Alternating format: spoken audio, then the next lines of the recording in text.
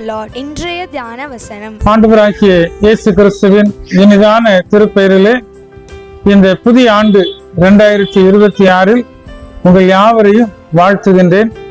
கர்த்ததாமே இந்த புதிய ஆண்டிலே நன்மையான எல்லா ஈவுகளையும் உங்களுக்கு அளித்து சகல ஆசீர்வாதங்களாலும் நிரப்பி உங்களை வழிநடத்துவாராக.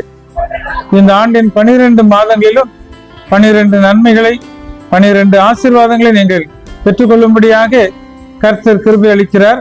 குறிப்பாக இந்த நாளில் இந்த மாதத்திற்கான வாக்குத்தத்தமாக 1 பேதுரு 5ஆம் அதிகாரம் 5வது வசனம், தேவன் தாழ்மை உள்ளவர்களுக்கோ கிருபை அளிக்கிறார். தேவன் தாழ்மை உள்ளவர்களுக்கோ கிருபை அளிக்கிறார்.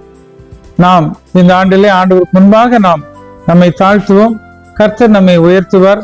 மேலான ஆசீர்வாதங்களை இந்த மாதத்திலும் இந்த ஆண்டிலும் அவர் தாமே நமக்கு தந்தல்வாராக. ஆமென். இந்த வசனம் இந்நாளில் உங்கள் தியானமாய் இருக்கட்டும்.